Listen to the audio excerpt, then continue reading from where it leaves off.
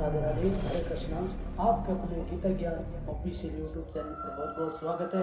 और गीता के 18वें अध्याय का स्मरण करने जा रहा हूँ। ध्यान लगा के सुने अर्जुन क्या बोलते हैं और इस अध्याय में किसके बारे में बताया गया है, जरूर सुने। उसके उपरांत अर्जुन बोले, हे महाबोओ, हे अंतर्यामी, हे वासुदेव, मैं संन्यास और त्याग के तत्व को पृथक पृथक जानना चाहता हूँ। इस प्रकार अर्जुन के पूछने पर श्री कृष्ण भगवान बोले, हे अर्जुन, कितने ही पंडित जन तो काम में कर्मों के त्याग को संन्यास जानते हैं और कितने ही विचार कुशल पुरुष सब कर्मों के फल के त्याग को त्याग कहते हैं, तथा कई एक विद्वान ऐसे हैं कहते हैं कि कर्म सभी दोष युक्त है, इसलिए त्यागने के योग्य है।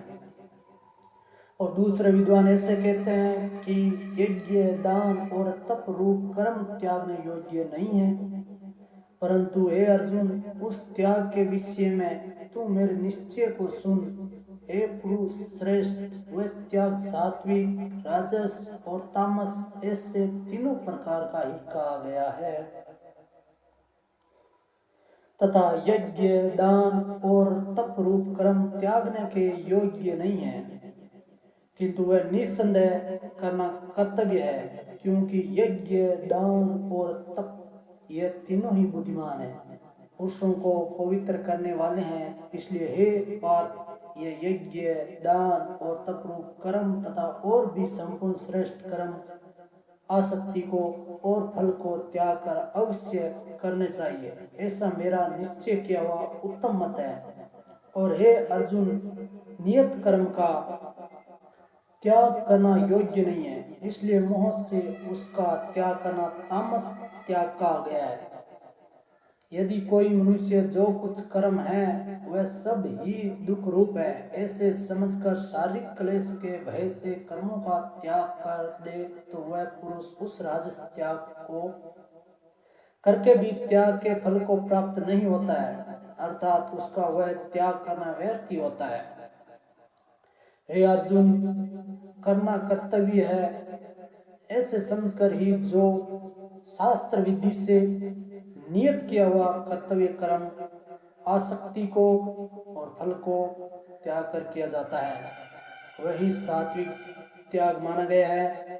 अर्थात कर्तव्य कर्मों को स्वरूप से न त्याग कर उनमें जो आसक्ति और फल का त्यागना है वही सात्विक त्याग माना गया है।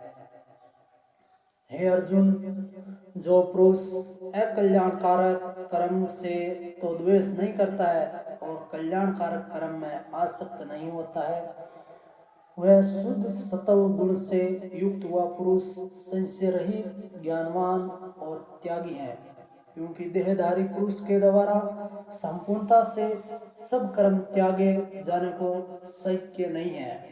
इससे जो पुरुष कर्मों के फल का त्यागी है वही त्यागी है, ऐसे कहा जाता है। सकामी पुरुषों के कर्म का ही अच्छा, बुरा और मिला हुआ ऐसे तीन प्रकार का फल करने के पश्चात भी होता है, और त्यागी पुरुषों के कर्मों का फल किसी काल में भी नहीं होता, क्योंकि उनके द्वारा होने वाले कर्म वास्तव में कर्म नहीं है। राधे राधे, हरे कृष्णा। आपके अपने गीता ज्ञान ऑफिशियल यूट्यूब चैनल पर बहुत बहुत स्वागत है। और हाँ, आप गीता ज्ञान ऑफिशियल यूट्यूब चैनल को जरूर सब्सक्राइब कर ले, जिससे आपको तुरंत नोटिफिकेशन मिलता रहे। जय हिंद, वंदे मातरम।